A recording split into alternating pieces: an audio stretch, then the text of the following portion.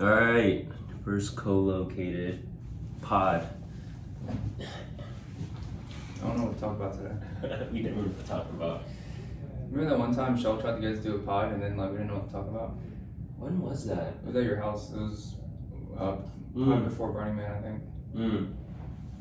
That's right. Yeah, that's what this feels like. You know what's funny?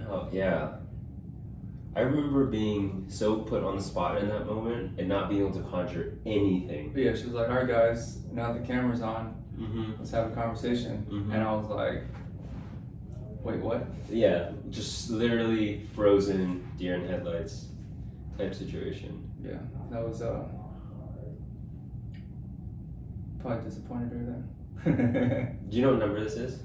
I think this is number 9. 9! 9. It is 9. We were talking about 8 last time.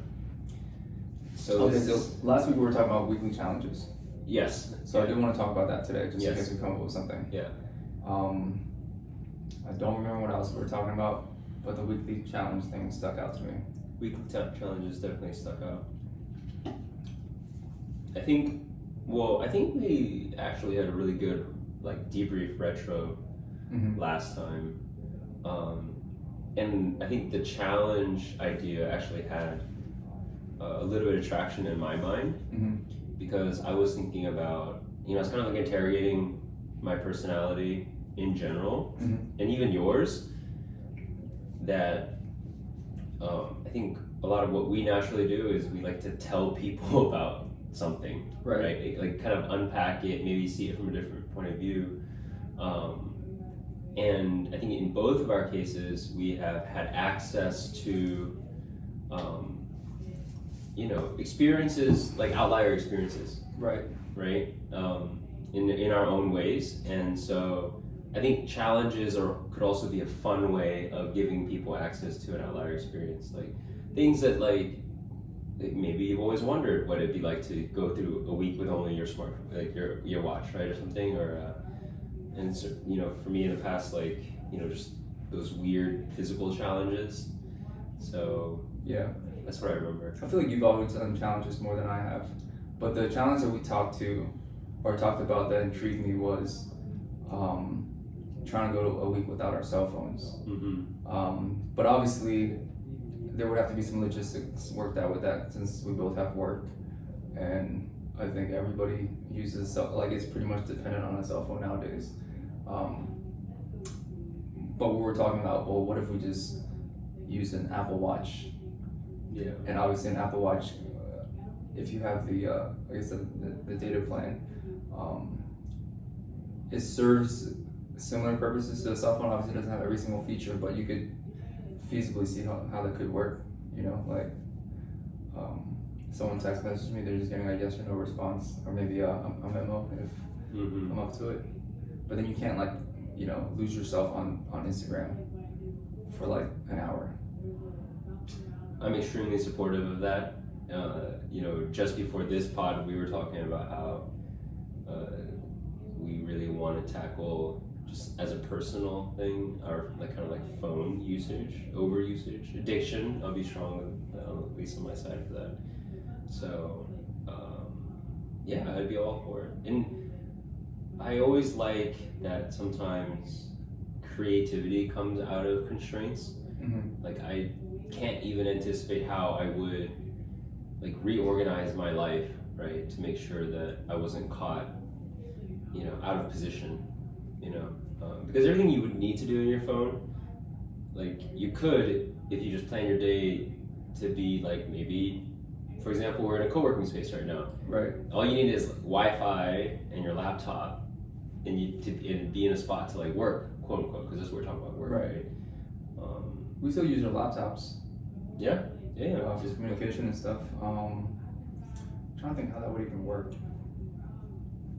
I'm on MapQuest looking up directions, and then I print them out and take them with me. That's probably gonna be the hardest one, I would imagine. Well, you live in DC, so that'll probably be harder for you. I'm trying to think where I have to. That's gonna be annoying with traffic. You know how you get a lot of the readings on traffic through your phone now, and you know what routes to avoid. Yeah. Alright, we should totally do something like that. I don't know if you think it should be a 1 week thing or a 3 day thing or I think week is week's minimum good unit. Yeah. minimum viable dosage. Yeah, week is good. Alright, I'm down to do it. Which week? This week? I haven't put any thought into it. So there's probably some logistical hurdles that we have to Mm-hmm. think about before we. Well, we're talking Friday to Friday at this point, right?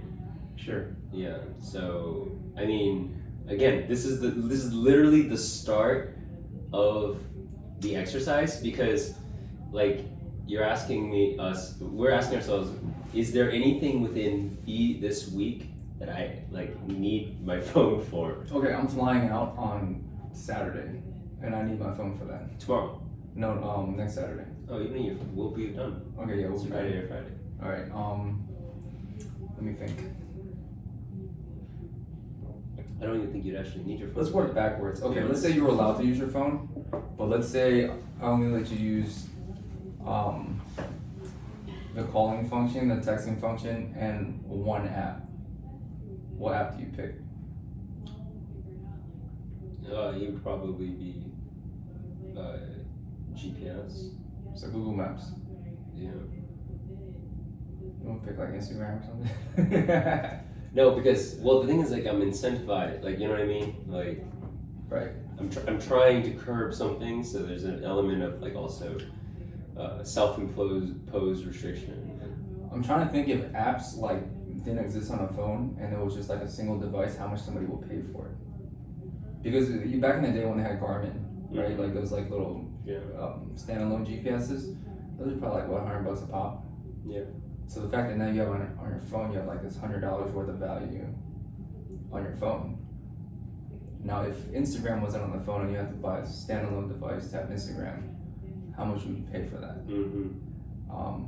What other things like email and what else I use my phone for? Probably playing chess against people.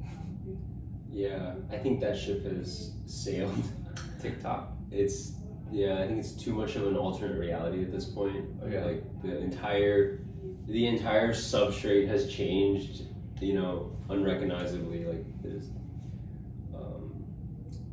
Technology is like magic. basically.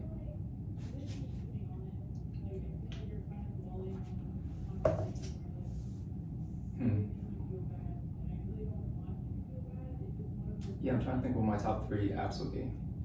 I guess GPS will have to be one of them. That's worth at least $100. Yeah. I mean, I use Messenger a lot. You know what I mean? Like messaging apps, just to be able to talk to your friends and stuff like that. Calendar, that's more of a computer app for me, but Yeah. Messenger's on your computer too. yeah. What do you think? Have you tried dopamine fasting before? I've seen that pop up on my YouTube here and there. So I've done a lot of just types of restriction, but yeah, maybe not under the banner of dopamine fasting, which I've actually, no, not quite. I haven't looked into it. Yeah. I've maybe watched 5 minutes of a 25-minute YouTube video that was I just did a dopamine fast. This is what happened. But the gist of it is, obviously, you can't use your cell phone or in the manner that people use it, at least, where you're just getting blasted with TikTok videos and IG videos where you're just getting all this dopamine, every 30 seconds or whatever. Yeah. I think the guy cut out junk food and sweets and stuff because obviously you're getting a lot of dopamine when you go eat something like that. And there was a couple other things too, but then imagine not doing any of that shit for a week. Mm-hmm. I wonder what effect that would have because you remember when we used to play StarCraft and Dota and those games and the games that were super close where you spent the entire time building up your entire civilization and in the final battle and then if you get this push and your team wins, it feels so fucking good. Yeah. But then if you get this push and then your team loses, then you have to play another fucking game. Yeah. And you can't go to sleep, and it's like 6 in the morning, and you have class at Right. 10 or something. I wonder how much dopamine. I'm actually curious if there's a way to measure how much dopamine you get per activity. Mm-hmm. You know what I mean? What does a 30-second TikTok video give you? Yeah. What is I don't know, WoW, when you play WoW, how much dopamine do you get, and how is it distributed? Is it like, you know, like when you do certain sports, you get dopamine in different like spurts. Mm-hmm. If you play basketball, you know, you get every time you make a shot, or get a rebound, or get a block, or cross someone over. But then it's completely different if you're playing like, or I imagine like maybe like, you know, Muay Thai, maybe every time you like slip a punch through. Yeah. Or anytime you like, you know, dodge like a big hit, or I don't know how it works, but I wonder how much dopamine you get, and what type of like, what are like the degenerate dopamine activities, like gambling, like slot machines? Yeah. Click a fucking button and it's just like a dopamine spike. Yeah. Yeah. Damn, everyone has a slot machine in their pocket. That is basically it, and that's what I actually wanted to bring up. So there's a formal area of study in psychology around reward schedules. So obviously different schools of psychology, but this primarily goes under the school of operant conditioning, right? So sorry, let me take one step back, right? So everyone kind of remembers like that first study that came out with Pavlov's dog, where he was able to associate the bell ringing with dogs salivating, right? Through the medium of food, right? Food was the thing that bridged those two, like stimulus and response. But operant conditioning came after that in the framework of reinforcement or punishment, right? Positive or negative, either adding something or taking it away, adding something good, taking away something good, you know, adding something bad or taking away something bad. And out of that was born like observing like the frequency of these different reinforcements. And so they figured out a couple schedules. Like, okay, so if you're trying to alter the behavior of mice, like what's the strength of like every time they do this they get this, every time, you know, so that, you know, 100% one-to-one match. And then they start to tweak those variables, and the one that won out as the strongest method by far was variable, not completely variable, like where it's random, like there's an element of like randomness that actually like creates that addiction, but it has to still be scheduled or regular enough at these specific moments to like reinforce that behavior. And that schedule actually underlies the way slot machines pay out. Right. It literally mapped one-to-one.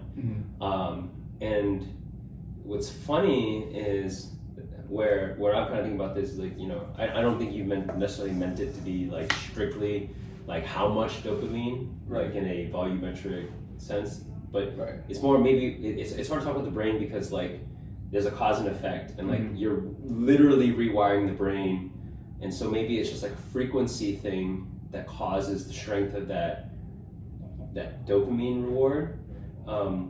And so I'm bouncing all over places, but I remember in college reading this really interesting article where this guy, a blog actually I should say, pretty much like took that foundation we just talked about as a way of influencing human behavior and get people addicted, and then he tried to map it to the plot structure of Lost as well as the leveling structure of World of Warcraft. Oh, I see. In that, and yeah, that Lost. like it was like they fed you. It was like a drip feed. No, I mean that's exactly what Lost did. Lost didn't Yeah. have a strategy. It was just like, yo, every time it seems like it's been like 3 episodes, just drop another plot Big bomb. ass cliffhanger. And then just keep making plot bombs, and don't worry about how we're gonna solve it later. Yeah, basically. Yeah, oh my god, yeah, Lost did do that. That was a really good show though. But at the end they like didn't figure anything out. They were just like, oh yeah, everyone. Yeah, they just ran out. But you would like level up, right? Like there'd be small trickles, and you're on the feed, and then you get something that makes you feel like it's worth it, like, because you do it for too long, and people get lost, right? I haven't won, like you have to, like, they have to win right when someone's about to lose their interest, you know, you have to give them a big win. And like, same with WoW, like I've been grinding like crazy, like, and then all of a sudden you level up and you get to go to a new world and you get all this new gear that you get to use. And like the stuff that all of a sudden now you can do was like just the right amount, right, to keep you hooked, to keep you wanting to like continue grinding, like.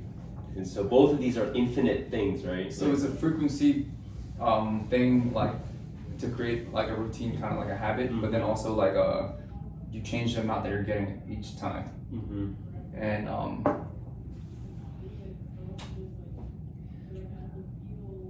man, that's crazy. That's like I mean, cell phones is literally like the perfect tool to like fuck with people's dopamine. And like the way that the cell phone's set up or the apps are set up, if you don't fuck with people's dopamine, no one's gonna use your damn app. Because you got this other, it's just like people are eating junk food or healthy food. You know what I mean? Like if you don't put MSG in your food, or if you don't like, you know, put sugar in your food and fats and stuff like that, then you'll only get like the people that have like, you know, super high self-control that are like, yo, I just want broccoli and chicken, and you're gonna go out of business to like a, you know, fucking Krispy Kreme donuts or shit, you know, down the street. You know, when people are unconscious to those urges, they're like, okay, fuck it. You know, time to. And that's kind of like one of the fundamentals of capitalism, right? Like, just before this, we were talking about the challenge of getting any group of people like you aligned into one thing, and we have not been able to do it by any other means. Okay, so.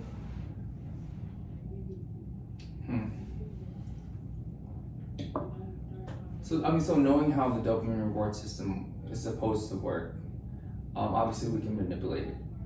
I don't want to say for evil, but you know, but for like slot machine. We'll say that's for bad stuff. There's nothing good come from that. That human would have wished that they didn't get hooked on that little like hamster wheel until they ran out of money. And I think obviously for certain things on the cell phone nowadays are like that too. You know, where you lose like, you know, 2 hours on TikTok and you don't know where the fuck it went, and it's not a good thing. Or like afterwards you're like, man, fuck, like, totally shouldn't have done that.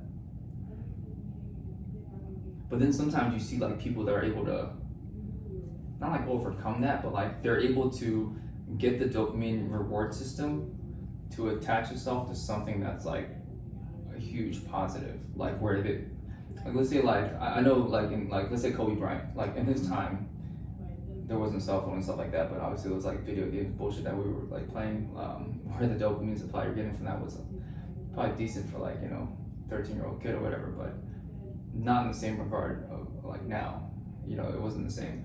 But then like Kobe's known for his like, I mean he's considered one of the greatest, but he's one of the main things he's known for is his work ethic. Like, you know, he literally just in the gym 4 a.m. Like nobody worked harder than him. How was he able to attach his dopamine system to something like, you know, shooting a fucking basketball over and over and over by yourself, you know, learning a certain like crossover, dribbling, or post move, like, you know, just like these things that no one else is willing to do.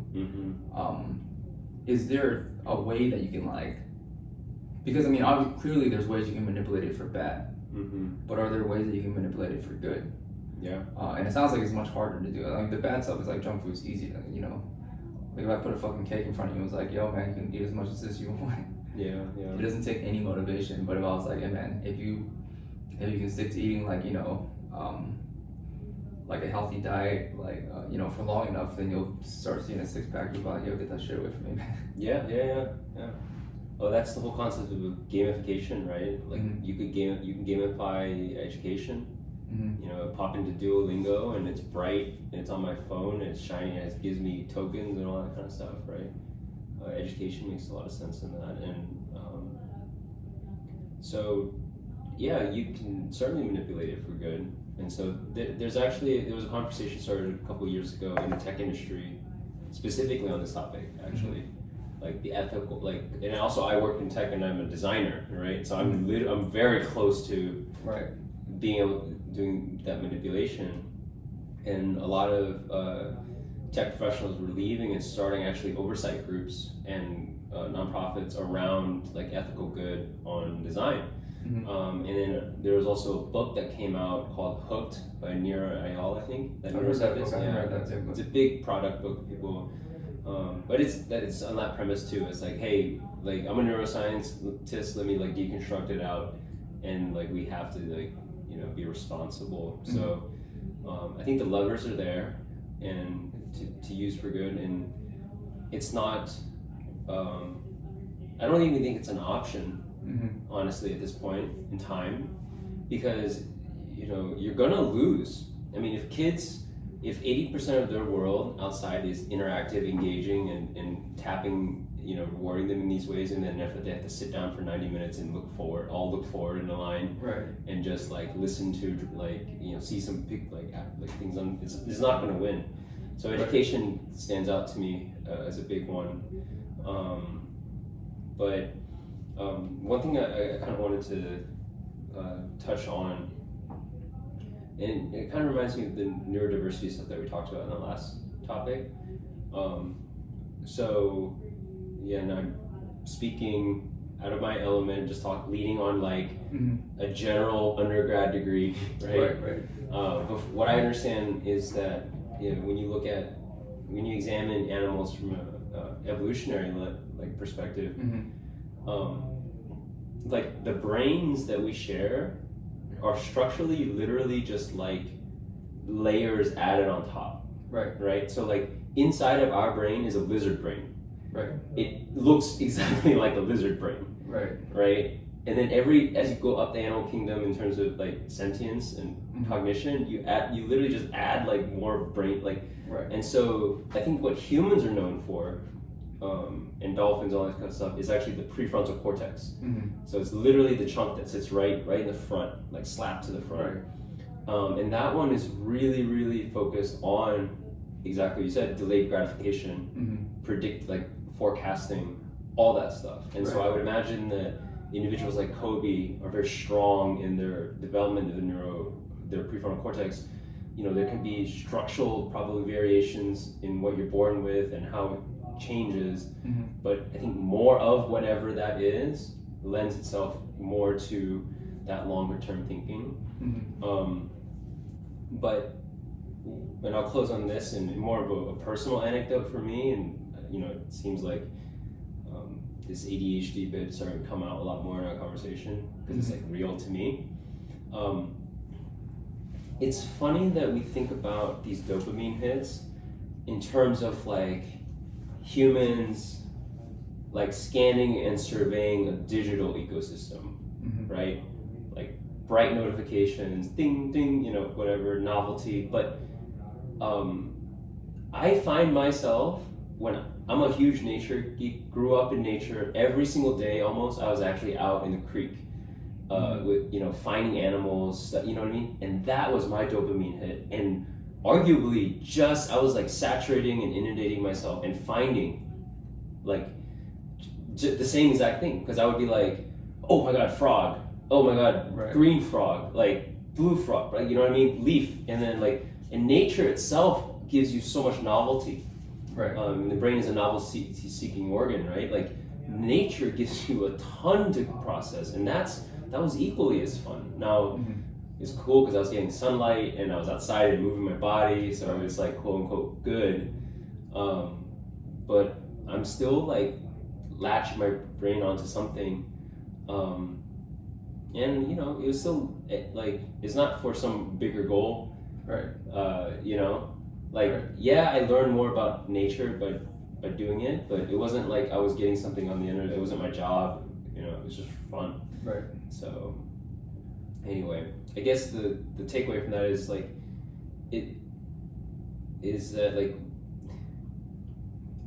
the bad and good construct is in nature versus not nature. Like That's something I always kind of come back to. Everyone always kind of sees nature as like good, technology, artificial, bad.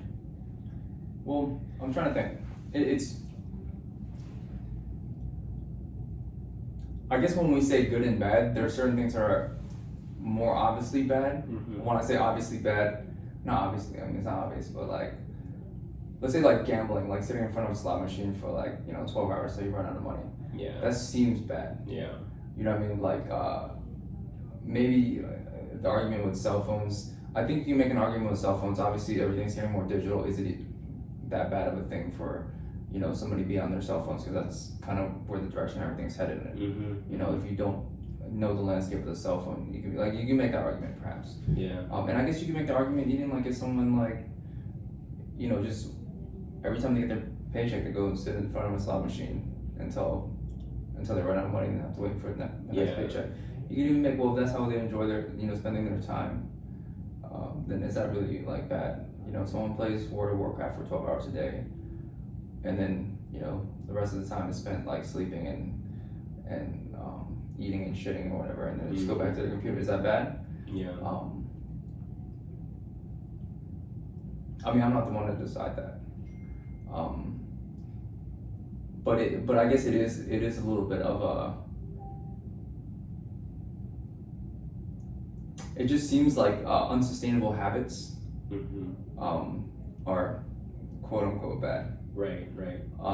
So anything in excess is bad, basically, right? Like, I think that's a pretty easy, like I think line to draw in the sand is like.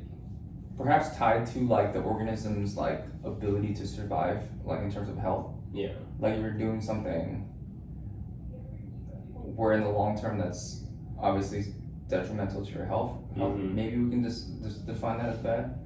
I don't know. It's hard to define. You know what I mean? It's totally elusive because That's I just think a guess. I think I think the only actual firm one we have is that it is conducive to you continuing in society. I'm kind of walking back my statement just now where I said excess is bad, but then Kobe, that's fucking excess. That's like obsessive beyond that, and quote unquote, is it good or healthy?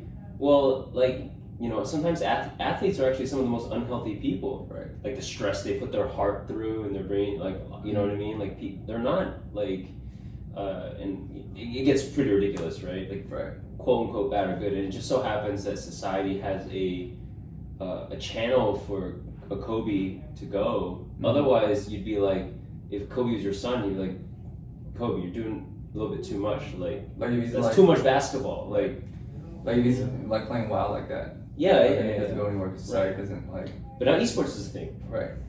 Like, and he's able, and this quote unquote, kid of ours is able to now monetize WoW, but he still has a couple friends, and he's like not like totally like. Is it bad? I don't know. Yeah. I mean, good. Like, I guess I'm not implying that it's good or bad. It's more so like, I guess I am implying that it's good or bad, but I'm not trying to define what good and bad is. Yeah, because there's like too many definitions to be like, yo, that's bad or that's good. Yeah. I think there's certain things that like through the lens of society you can say, yo, that's probably bad, right? But that's only through the lens of society. We have to understand what lens we're looking through. If you look through a different lens, it might not be bad. Yeah. Like through the lens of society, I think gambling your money away because you're addicted to gambling is bad. But you could be like, well, this person enjoys doing that shit, so who the fuck? Yeah. You can always make that counter argument, right? Through the lens of society, if you're doing something that doesn't seem sustainable to your health, it's probably a bad thing, But then again, like, you can argue the other way too. Maybe just like how much. I'm like really interested in understanding how the environment and the things that that we let around our bodies, like cell phones and you're a designer, so what those things are doing to our actions and our life experience. More so like what are we being manipulated into, like, you know, Mhm. like, what is the environment manipulating us to do, and do we understand that, and or are we just unconscious to that? How does the human body work, and how does it even, like, and can you bring awareness to that, to the point where you're like, okay, well, when this thing dings, then it's gonna make me want a dopamine hit, and the easiest way for me to get that dopamine hit is to reach into my phone and pull up Instagram. So that's probably what I'm gonna do. And then once you get one dopamine hit, you want another one, and next thing you know, that's there goes like an hour. Yeah. Not to say that's good or bad, Yeah. but perhaps maybe just level of awareness Yeah. of the cycle. So, what's interesting is, and I'm glad, you said we're not trying to find good or bad. That's a whole nother philosophical thing, Right. and but I think this is where I almost feel like, and I hesitate a little bit because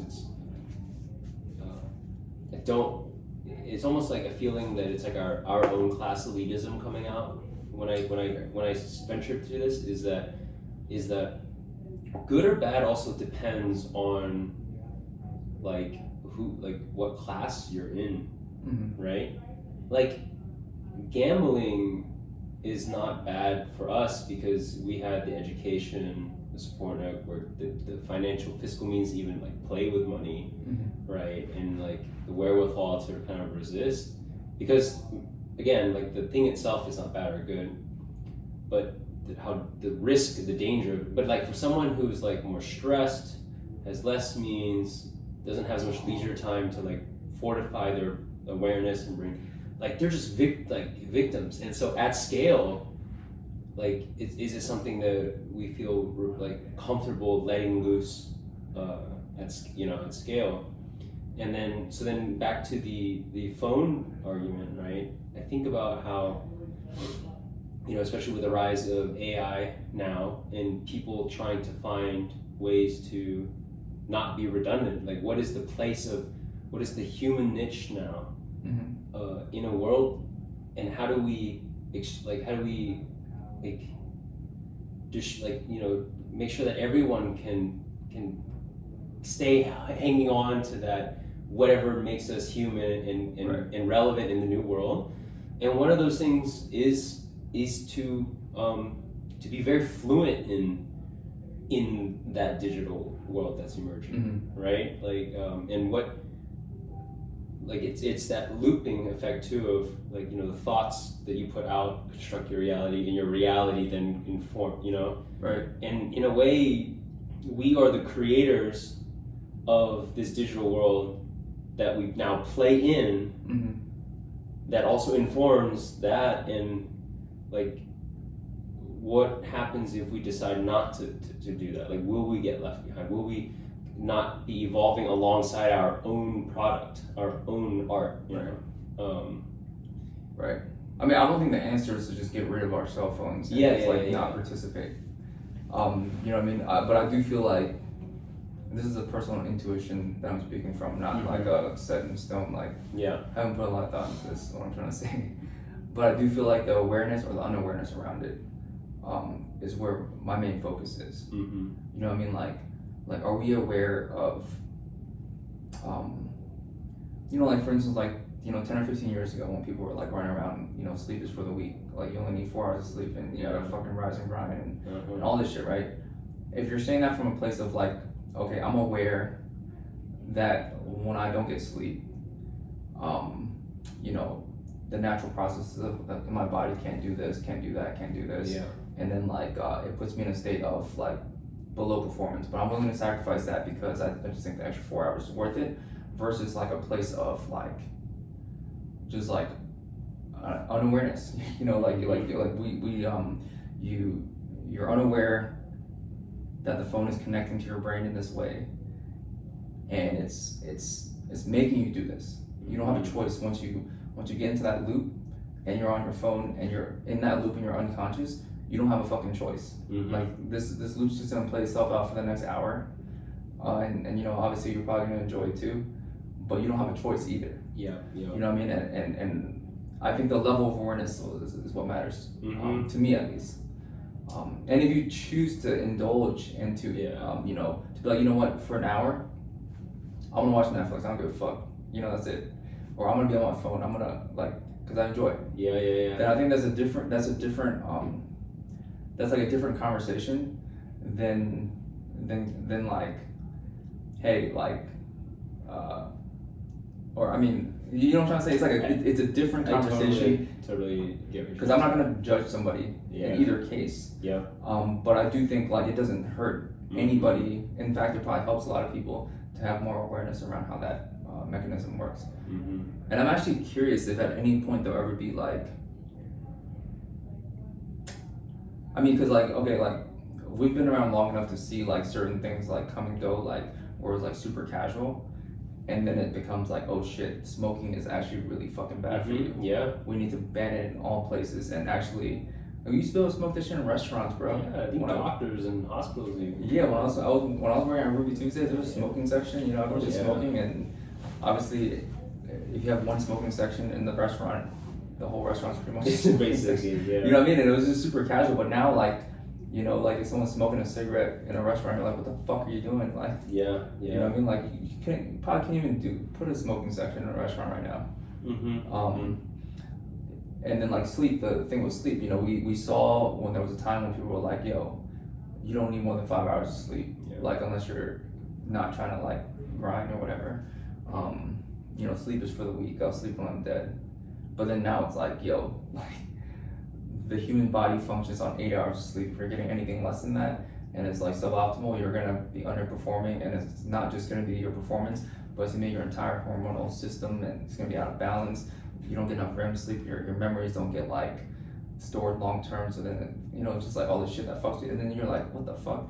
And then so I guess the analogy or what I'm trying to point to is, I wonder if that will happen with cell phones, Mm-hmm. where at some point people are just like, oh shit, like we need to raise more awareness around these things.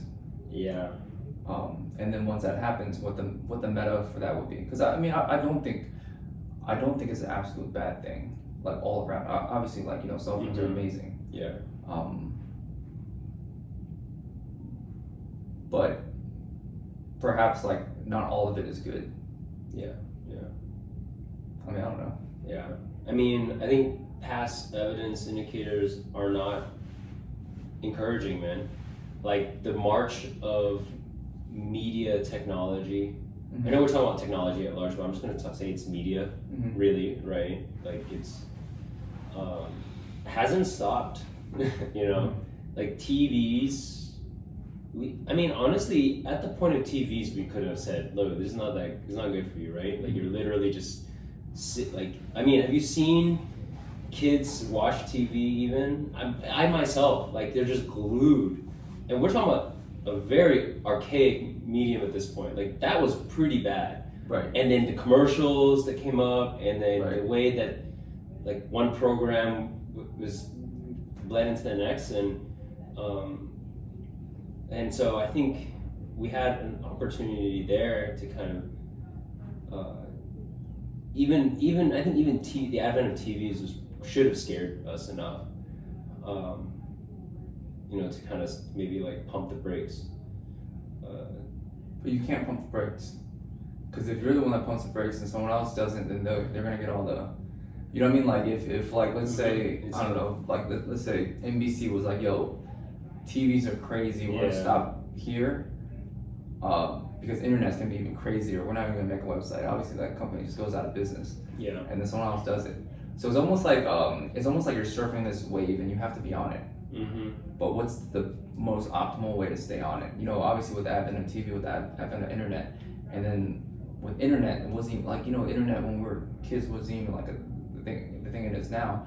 And then the crazy thing is splicing.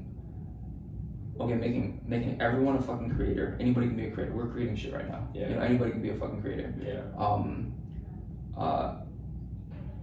Making it super easy for everyone to create. So now you have like millions of channels when you used to only have like, you know, the major news channel. Like, you know, imagine making a show when you're a kid. Sure. That just sounded crazy. It's like, oh, this person makes a shit. Like, how does he even work?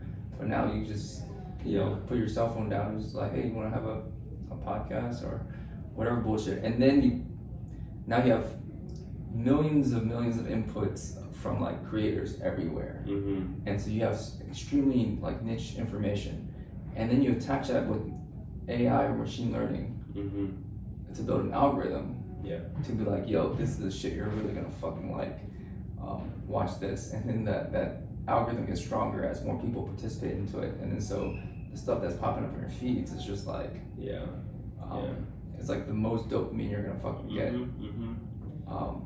It's just a crazy invention. Well, so what's interesting is that like I think that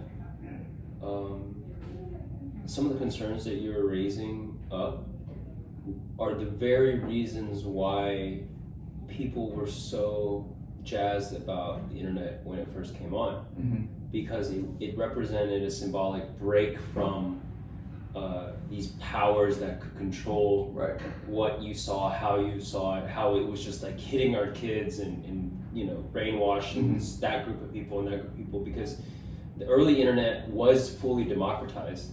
And I know it's not as easy as now, and it's hard to look back and call that easy, but it was actually easy for anyone to kind of host their own domain. Like, you know, the idea of a URL was created, like, oh, you just like have a couple numbers and anyone can like go get your doc, you know, and so, but then, corporate interests, like special interests came into the internet world, sort of cutting it up and governing it, and like, there's almost like these small territories and nation states almost like in the internet now, and so everyone got squeezed out, and so I think that like that was like the ideals of early internet, and if we ever want a chance to get back there, like I think it would have to be, I mean, I think things like breaking up the utility monopolies of internet, like the whole Google Fiber stuff, like, you know, making sure everyone gets internet might be a start from like a physical perspective. Like everyone gets fast internet, like it's democracy, like it's. And there should be a utility at this point. Yeah, you know, and then also everyone should have, like the government almost like, it's almost like, you know, governments, this is where governments, regardless of how you feel about government, right? Governments is what they do. They step in to regulate and govern. And I think it would maybe make sense for them to nationalize some part of it, you know, just like how the government has, in some countries, not so much in the US, its own like, you know, channel, like TV media company, right? We nationalized a bank, like for example. We need to like have at least, the government's another like potential like problematic entity, but at least it could, the very fact that it could fight against corporate interests would kind of maybe help level that. But no, I see that. Which now from a organizational systematic thing, I don't know what the fucking answer is for that, honestly. But I did, as you were talking about awareness, just tie it right back to, you know, what we always like to talk about, back to the spiritual base. You know, we are also in this like sea of culture that we don't know, are aware of, right? Is it good or bad that I like, that my culture has this practice or religion, you know what I mean? That like, you know, if you do this, then we have to stone you to death or whatever, like, and I think, really probably the best defense we have against that will always be cultivating awareness at an individual perspective. Like I'm willing to bet on humans, the natural mechanism and goodness of humans, that you put them into a room with no stimuli and they are only there to be with their own body and to feel the temperature of the air on their skin, to like scan, to then now start to recognize when things are bad or good, like to have their own compass, like, you know, to know that like, you know, this is not good, this is bad, like this is making me angry, this is making me more tired, like, you know, just, so, I don't know. tough one. Yeah, we went a lot of places in this conversation. Yeah, this is a really, really big. It started with our 1 week challenge, and dopamine fasting, and awareness around the sources that give you dopamine. And obviously, So, yeah. for a time capsule, this is a Friday evening Mm-hmm. for us, and arguably both of us are starting our day. Like I had a fairly very slow Friday, and like this is the start of my day right now on a Friday evening. Yeah. So I think that is a very important context for the feeling of this episode 9. Yeah, just so I'm trying to. Okay. I want to talk out of my ass again. I want to try to define why it feels like it's bad when I lose time on my phone. Okay. Because like we're saying good and bad, right, for other people. Like fuck other people. Like I mean I don't actually mean that, but you know what I mean. Like Sure. When I'm on my phone after 2 hours on my phone, I'm like fuck, why did I do that? Yeah. So it feels bad. Yeah. Like for me personally. Yeah. It feels bad for me. Why do I feel that way? And for me, I think it's because it's not helping me reach whatever I perceive to be my long-term goals. Mm-hmm. It's not pushing me in the direction of like thriving as an individual, or whatever purpose I have in my life is not. I'm not gonna find it staring at my fucking phone. Mm-hmm. Maybe that's why I think it's bad. Mm. You know what I mean? So for as a personal definition. Yeah. I can probably put better words around it if I think about it further. It definitely feels bad. You know what I mean? Like, Yeah. Sometimes it's just like, man, fuck, why did I do that? Yeah. I imagine this what it feels like if you're like on a diet and then you like, just fucking went ham, and you're like, man, fuck, I was doing so good. Yeah. That's what it feels like, kind of. Yeah, maybe it's just because it's a incongruency to your long-term or my long-term goals, incongruency to not just what I perceive to be what I should be doing. Yes. I 100% agree with that. Yeah. And so I would also like abstract to the level above, and that it's in like goal-orientedness is a value in your identity structure. Right. So I think the incongruence of your identity is actually what causes you to feel bad. Right. And goal-orientedness happens to be a facet of your identity.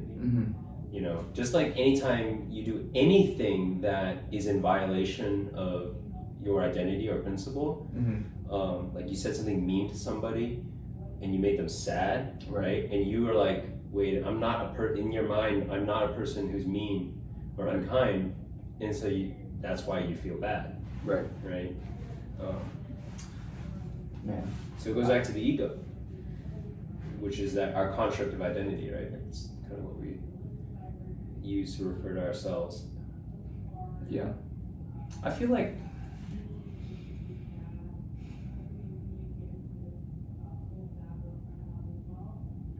how like birds can fly? Like it's like the obvious thing that they can do. Like to me, humans flying. It's like humans being able to imagine something. Yeah. And then like we're literally the fucking best at that. We're talking about like birds are like the best at fucking flying. Yeah. And let's say fish are the best at like swimming, whatever. Sure.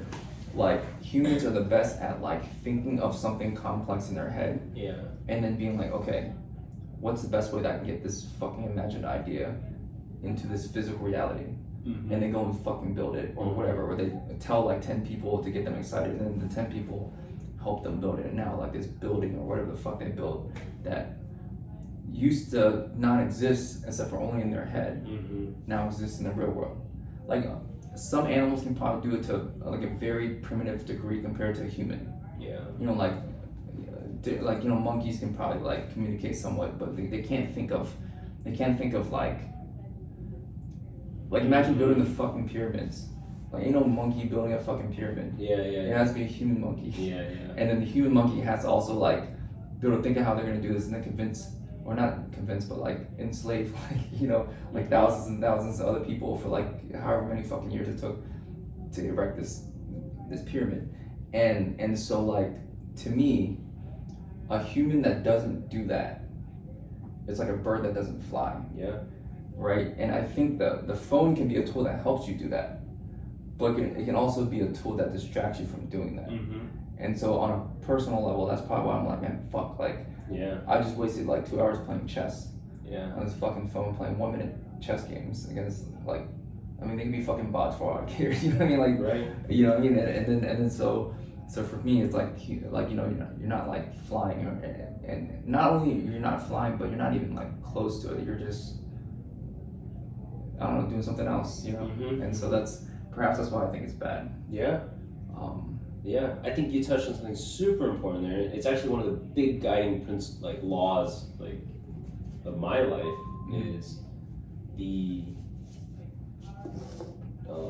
relationship between consumption and creation. Mm-hmm. I think it's just all what it comes down to me. Mm-hmm. Like when you were kind of talking about the human capacity for imagination, creation, like it's creation to me, manifesting creation, right? Mm-hmm. And creation, like, is not that gated if you think about it. Mm-hmm. Like we can create in it all the time. Mm-hmm. Like if we wanted to, like even if we just like decided to make our breakfast instead of buying one, you've created, right? Mm-hmm. I mean, you got to be careful. The lines can be blurred sometimes. The creating you can do be a little bit too automatic or mindless. Mm-hmm. But I think for me, like that's such a quick interrogation for me to check. I check in with myself. I'm just like, what was the last thing I created? Mm-hmm. You know, I promise you, it's like one of the big keys. I always love watching someone, for example, with a paintbrush and an empty canvas, Yeah. and just how like just paralyzed people become. Right. It's like just paint something. Yeah. I'm not an artist. I can't. Whatever. It's fucking daunting. Right. But it's creating, and I think that's part of this enterprise that we're trying to do is because it's like the next step. Like you and I talk all the time. It's comfortable, Right. and we're not even creating anymore, right? Right. But by doing this, it's slightly more uncomfortable, Mm-hmm. and we are actually We're actually stepping into like unknown. We're like, you know, and I think that weird uncomfortable feeling, in which something else new results of it is in more alignment. I think what you said, like of humans doing what humans should do, you know. Right. And certainly when you're on a phone, that's just straight up shameless consumption. There's no creating there. Yeah. And the cool thing is the phone is like probably the ultimate like Creation. tool for creating. Yeah. Oh yeah. You know, if I didn't know how to, like, Yeah. I don't know, like, let's say I want to mix 2 songs together. Yeah. I don't know how to do that. I can go on my phone, look on YouTube, and just be like, all right, you know, let's follow this tutorial, and I'll have something. Mm-hmm. I'll have something much better Yeah. than what I would have had without it, and in like record time too. I could probably, Yeah. you know, order some shit on Amazon. Probably download a program, and then just figure out how it works. Watching a 10-minute YouTube video, Yeah. and just make some bullshit. It probably won't be good at first, Yeah. but I can turn that shit over in like, you know, an hour. Mm-hmm. Absolutely, man. Yeah, so I guess, yeah, that's why like when we're saying good and bad on the phone, it's like the phone has so many like features and things, and you know what it's designed to do, what it's not designed to do, like what you can use it for. That it's not all good and bad. Mm-hmm. You know, some of it's good, some of it's bad, depending on what your goals are too. So Yeah. I'm actually curious what happens when we're like, all right, let's not use the phone for like a fucking week. Yeah. I mean, I've done it before. I mean, I did that 10-day silent meditation retreat where I wasn't even allowed to use one. I couldn't even use a pen and paper Yeah. or pencil. I couldn't even, you know what I mean? Like, Yeah. that was crazy. And I wish I could say that I came out of that with something super revelatory. Mm-hmm. You know, it's not like I came out with nothing, but I'll tell you what, right back on the phone. Yeah. Yeah, right back on the phone. It's weird, man, when you go like when you have like the I guess like spiritual like Experiences. yeah, experiences, right? And then like you're like, you want to go back, it's gonna be like, you know, you have an idea of what's gonna happen when you go back. But I do think there's a strong. Your environment is what creates you as a person, more than people think. So you go back into. It's not like you went back to a different city. You went back to your same friends and family. Yeah. Your same like home, the same groups of people that you're seeing on Tuesdays. Maybe you go to Muay Thai. Maybe Wednesdays you go somewhere else, and like it's your same job. Yeah. And so it's the same people, and these people that have this idea of Steven, like they probably treat you the same, like the same way that they have treated you in the past, good, bad, like all that stuff. And then so naturally, objectively speaking, the bet should be that you would end up close to what you were doing beforehand, because that's how you got there in the first place. Right. The fact that you act the way that you do, your good stuff, your bad stuff, all your habits and all that stuff. Yeah. Your environment has shaped that in the beginning. Right. Obviously, you leave your environment, you go meditate for 10 days, or I leave my environment, I go do Aya, and then I'm like, like experiencing like all this stuff, and when I come back, for me at least, like the first couple of weeks, I'm probably like kind of like still on cloud nine. Yeah. Like coming back from Burning Man. Yeah. Burning Man is one of those times where you're just like out there free flowing with energy, not a care in the world, and kind of like you have your own space and you experience your own things. And then so when you come back and get re-injected into society, it almost like it feels like you're actually getting re-injected back into society. Like in fact, trying to go back to work, if you're actually, I think it'd be you're zipping back into your human skin. I think it'd be almost as adventurous to try to go back to work on that Monday after Burning Man as it would be to go to Burning Man in the first place. Yeah. You know what I mean? And so right. It's like if Burning Man was everything the only thing that you ever knew, and then they're like, oh, there's this thing called work, right? And they're always like, what, really? Oh, let me try out this work thing. And you're like, what the? Then you have to like jump like right back. It's like, I mean, and the reason I say that is almost as adventurous is because, in order to, I think a lot of the reasons people think Burning Man is adventurous is because it's a different world they don't even know anything about. And like when you see shit on the internet about it, or when you hear people talk about it, it is this world that you don't know anything about. It's completely different rules. Like when people act differently, people are super nice. Like it has its own like feel and all that stuff. So then when you go into a different world, that's why you're being adventurous. It's like it's a world you don't know anything about. You head into it.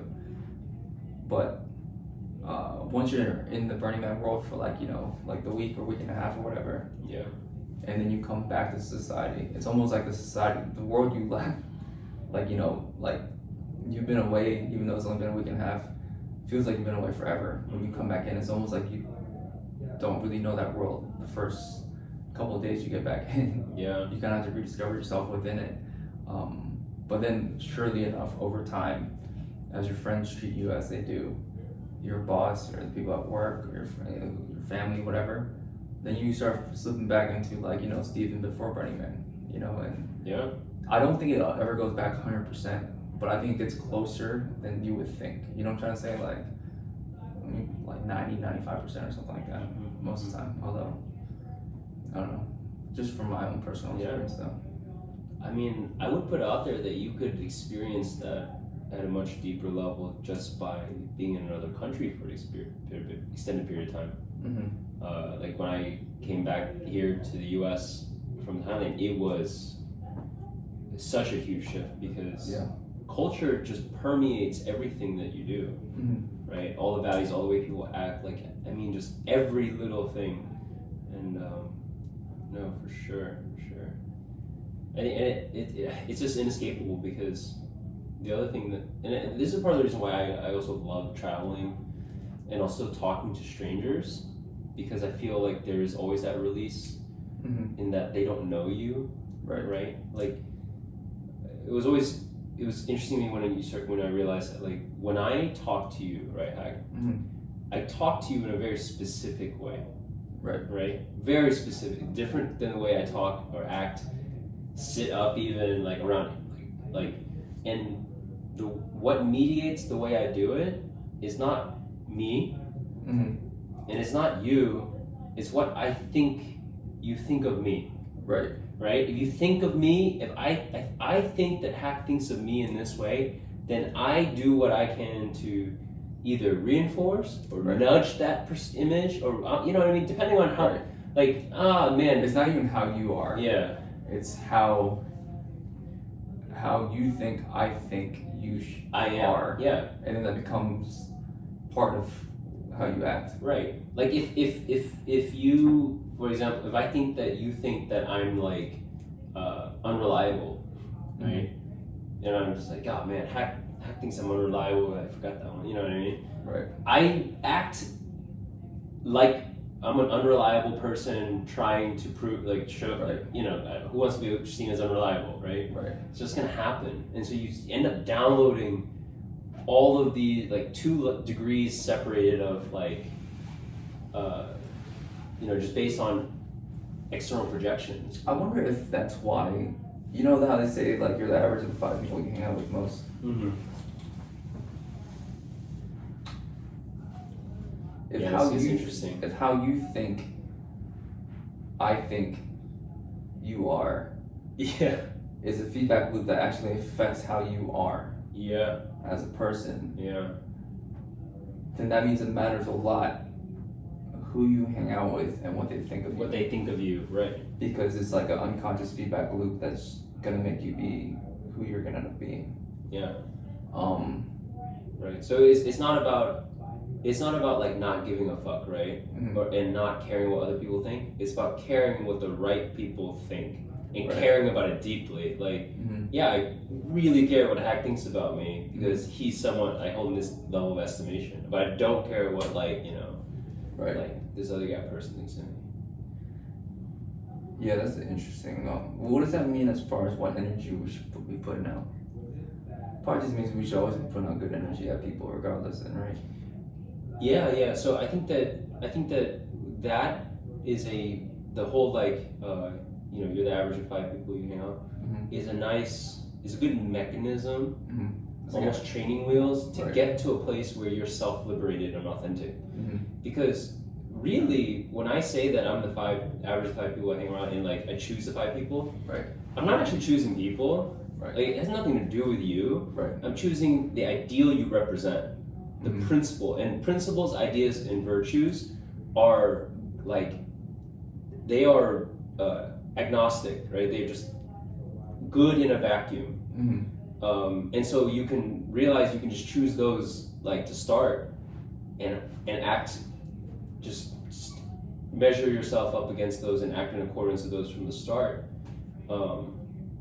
And the people around you are reinforcements of that, right? And so we all need reinforcements and reminders and things that are conducive. But if you can reach that level of self-assuredness and discipline, then you are just acting fully from who you think you are. Is that possible? And Yeah. to what degree or how hard is that? Okay, so, I think Kobe probably does it. yeah, Kobe probably does it. You know? But then over time, does what people think of him, like, yo, Kobe, you're the fucking greatest, like, you're the hardest fucking working basketball, like, you know, you're already the fucking GOAT, but you're still working harder than everyone else, and that's why I look up to you. Does that affect? Does that become a self-reinforcing feedback loop, or does he just not give a fuck what I think?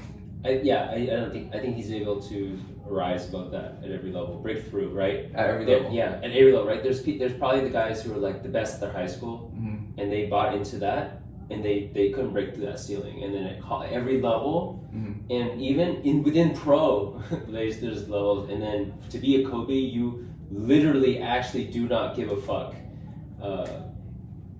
you know, or, you know, you relapse, but you get right back on the horse. I mean, it's got to be that way, I imagine. Having people to help reinforce your identity is super helpful.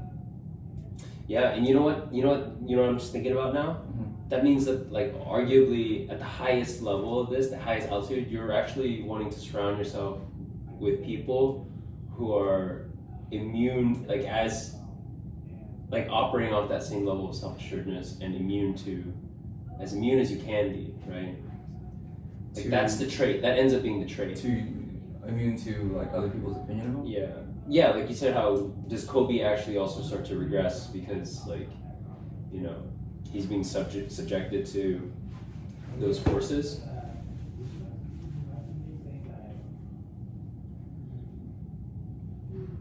Well, I'm trying to think like if the forces that are like Yeah. acting on him are actually forces that are pushing him in the direction that he's already going in. Mm-hmm. Like let's say not only is it an accurate representation of what he's trying to do, but it's like it's like an ideal that he seeks to achieve. Like like I'm the hardest working motherfucker out here. Yeah.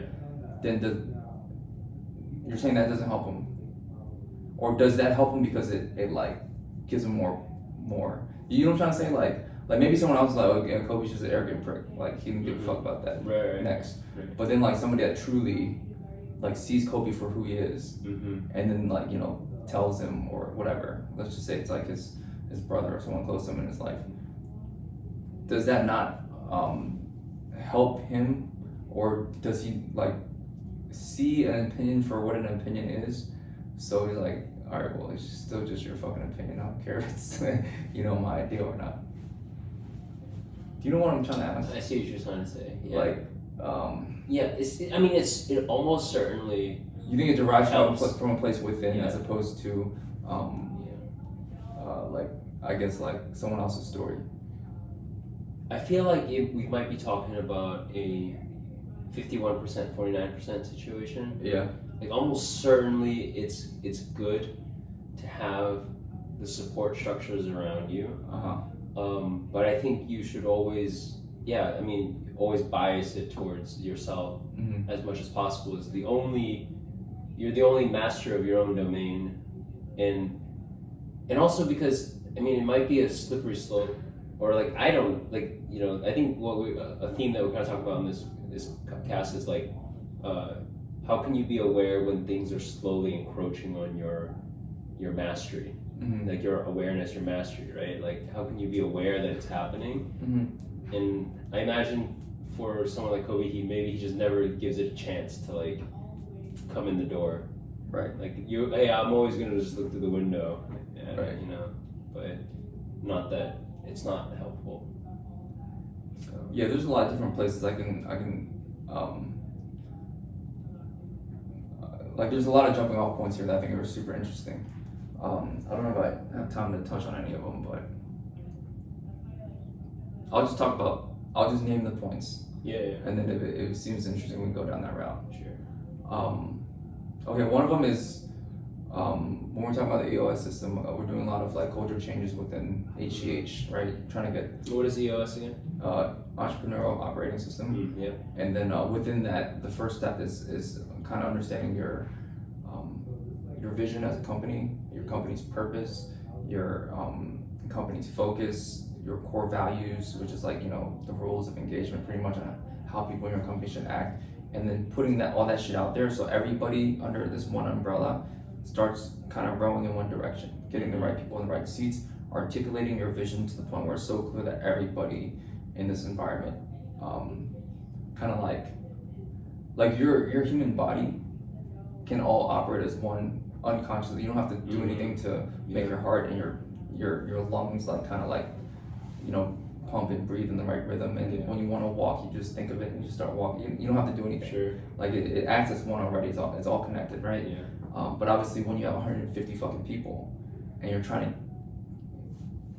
get them all to be like one, march in the same direction, row at the same speed, like go into the same direction in the same general direction, that's much harder to do. It's 150 different entities trying to get into one. So that's why you kind of have to like create culture.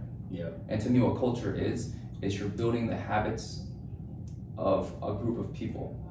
But you know how like if you go into a group setting, and let's say you worked at Chase & Tails before, but let's say you came there and let's say we had the most amazing culture, everyone's fucking busting their ass, working super hard, everybody's like helping each other out, nobody's like complaining, even bad customers are like, we're super kind and helpful to them because that's just what we do.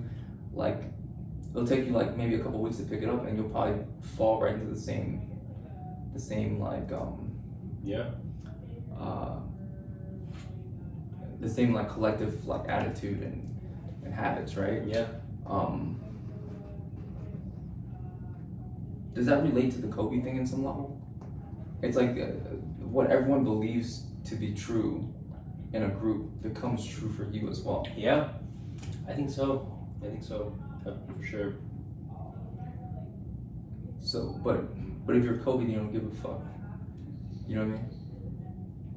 I actually don't know what fucking question I'm asking. But it's kind of like Kobe's able to derive that within himself. But clearly in an environment where there's like 150 people, it's not just within the individual, it's within the individual, but the environment itself reinforces that. Mm-hmm. You know what I'm saying? I'm thinking, I mean, like for sure, environment affects you at various scales. Right. Right. And I think that the different scales actually have, I mean, they're like, they actually vary a lot and they're very dynamic, right? Like group of 5 guy friends, like, you know, versus like, you know, your company versus your sports team, all, and then, you know, your state all vary wildly. And I think the question there would be, to what degree you can be proactive in, you know, pulling those levers available to you at various stages to help your own success or the success of others. And then what it means to kind of be, like, retain your individualism, like, while being part of that group. Right. Which is, I think honestly that's what leadership is. You know, I'm kind of at an inflection point in my life and career. Like, you know, in my past job I was leading 12 designers, like 12 people across 12 teams. So each of those designers represented a team too, right? And so it, like, as a new person stepping into that, it's such a weird cognitive shift, because you are both expected to provide, again, that direction,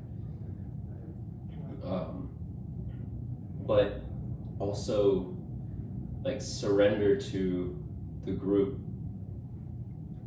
and what the group needs or feels or should. I don't know. It's like you're still an individual, but you have to find your place within a group of like all these people. Yeah, and I'm both like drawing energy and inputs from my team, but also like pressing out my, like, what, reflecting that back on. And I really look up to people who are fluent in that, because it is, I think, how you navigate the tension between individual and collective. And, you know, imagine Kobe as a leader of his team, you know, team captain or whatever. Him and Shaq always had issues. And I've been thinking a lot about too, and not something we talked about before, is just what it also means to be a leader at, again, various levels. You've got the number 1, you got the Luffy, then you got the Zoro, you got the Son, and it's not also linear hierarchy, it's, you know what I mean? Right. People are actually like tangent, like adjacent this way or orthogonal that way to each other, and it's just matrixed out in an interesting way.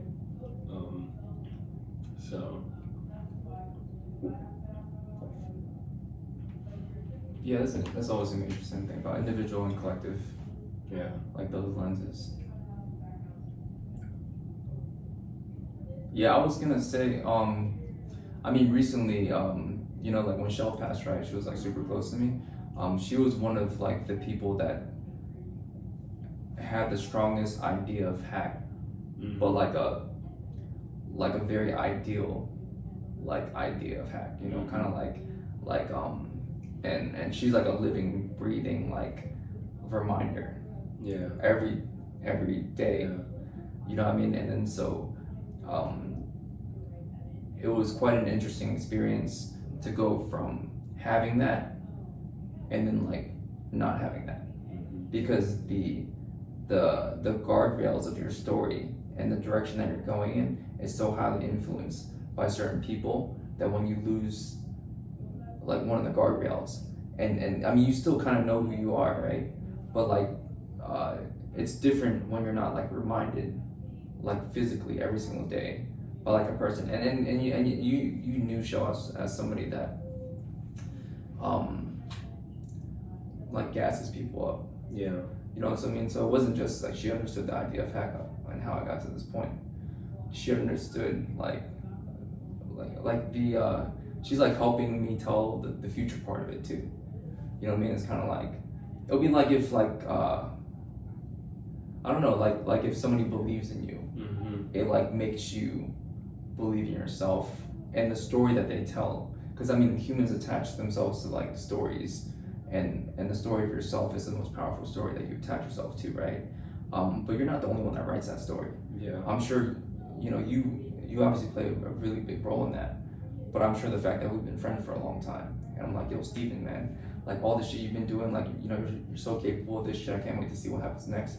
Like, I'm sure like that energy, like guardrails you towards hopefully something more aspiring than what you would have gone for. You know what I mean? Obviously, you're still the main like director of your story, but you know when you have like your own like little guild of writers that help you like write the next scene or participate in the next scene with you, it's like a different feeling. That's why when we're talking about the Kobe thing, I'm like, yo, but if he's like already like doing it, but then like somebody's like, hey man, like you're the fucking best, but you're already like going like to the next, you're still practicing the most. Yeah, I mean, I think that kind of like made me think about, okay, well, the people in your life that are helping you write your story, who are those people? And then when we're talking about like I guess like the 5 people thing, Yeah. I don't know, it's like, I think, you know what I'm saying? Like the story that you tell yourself is the most powerful narrative. yeah. So the people that help you tell that story are the most important people in how you're gonna, the story you actually unconsciously tell yourself is probably very tied to how you're gonna act as a person, I think. Do you think that would be true? Like kind of like the hero's journey type thing? You know what I mean? Like, and when I say the story you tell, like I'm probably not even fully aware of what the story I'm telling myself. I'm probably somewhat aware, but there's probably like nooks and crannies in there with like certain like little details that I've gotten written in there that I'm not fully aware of. But like that thing is a thing that like influences my action every single day more than anything else, I think. Or is the most powerful construct, let's just say. I mean, I think environment and shit like that obviously influences my actions and shit too. But like as far as constructs goes, like ideas go, beliefs go, that one belief about what I think about myself, how I got here, where I'm going, and you know, and what's good, what's bad, like that's the thing that pushes it forward the most. I guess like when you have like, I don't know, and then if you take a step back and you look at the people in your life that have helped you write that story, I mean, you can probably find like a handful, like 5 people where you're like, yo, this person, you know, like for you, I can imagine like Kim, you know, she's probably someone that like knows your story all up to this point. It's almost like she's been watching One Piece like every single fucking episode, and you're Luffy, and then she believes in Luffy, and you know, and she's been there the whole time when you were like you know, going through like those early arcs when you're not as strong, to the later arcs, and then to the point where you're just like, okay, like, you know, what's the you know, until you finally achieve whatever like the One Piece is or whatever that is. And even though it just seems like a character in the story, the character helps write the story. You know what I mean? I don't know if that makes any sense. It makes a lot of sense. And yeah, that was very powerful, man. And I think it's funny because I feel like you just changed the whole like color of what we were talking about for the past couple minutes for me. It's correlated though. Yeah, it is. It's funny sometimes I think about when we have like our conversations are. The metaphor I use for conversations is like we're in a dark room, and then as we talk, like lights start to kind of turn on and illuminate. Like I feel like you just like illuminated a whole quadrant of the room. Yeah. And, why I like, was and like- I see it, and I'm like, oh, wow, you just turn on the lights, and let's look at what's in that room.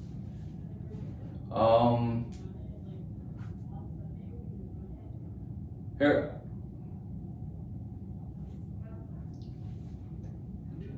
Just say yes or no. She doesn't know. She's not gonna know anything other than yes or no. I'll take it. I got it. Yeah. She's cool. She's Yeah, super yeah. nice. But I think the shell example was just like way too real. Mm.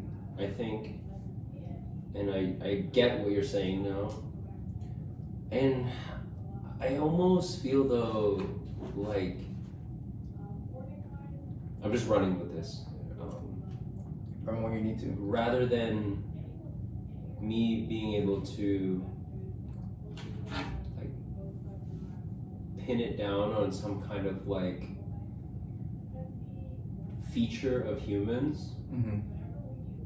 I think it's just some people have that personality type, Mm-hmm. you know. I think actually, But it's like the story that they help you tell. You know what I'm saying? yeah, no, Or- for sure. I don't know if that makes any sense. But it's like individuals who have like this crazy amount of empathy, Mm-hmm. and I'm just very interested in like I consider ourselves, you and I, to be pretty empathetic, all things considered. But there's like a class of people I meet who I think are just like the next level. No, yeah, for sure. No, Right? absolutely. And that's super intriguing to me.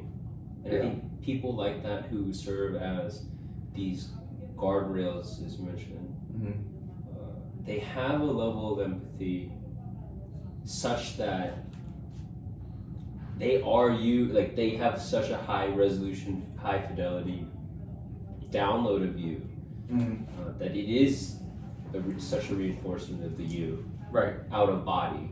Mm-hmm. Um, Oh, you got one of those things. yeah. And then just to close on the Kobe thing, and obviously as an athlete, I think about this too. Yeah. Is really that's kind of what a coach offers a lot too.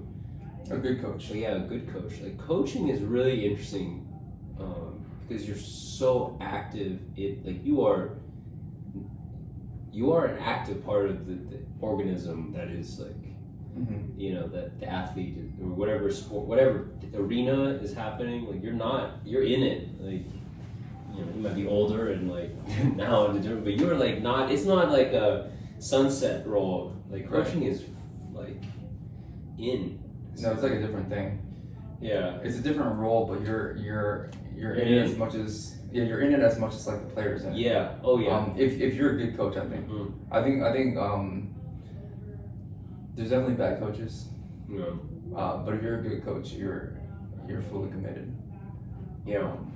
And I think when we talk about like the people you surround yourself with, I mean, a good amount of those people got to be coaches. Mm-hmm. Like coaches, like or have that coach, whatever this thing that we talk about, where they are really truly a force for you to be your best, like truly, right? Yeah. I mean, coaches overlap with that idea of that I was giving with the show on a personal level, when she like can see something of me that I can't even see of myself. Yeah. You know what I mean? Yeah. And because she can see it before you can see it. But you know it too, though. Like Yeah, otherwise, like it wouldn't hit or right. Right. Like you always know it too, Right. No, yeah, but you don't know it. Yeah, you don't know it because you can't see it for yourself, but Yeah. you trust your coach Mhm. because you know that your coach is credible. Mhm. You know your coach has more data points than you. Yeah. And you know your coach, like, when they say, yo, I believe you can do this, Yeah. they're not just bullshitting you, and I don't think a good coach would be bullshitting you when they say some shit like that either. You know what I mean? I think they'd be real with you, but it's almost like you don't believe. I think more people have a problem with realizing realizing what their actual potential is, versus like being too arrogant and thinking that they're gonna achieve or what's the opposite of that? Like being too arrogant and thinking they're more powerful than they actually are. Yeah. You know what I mean? And so I think like when it comes to most coaching, and obviously it's different for different people, but I think when it comes to most coaching, good coaching is helping that person realize that potential within themselves, that you see it in them, but they can't see it yet because they're not objective enough. Yeah. They're inside their body. It's like something that's like, I can't see what Shell can see in me because I'm me.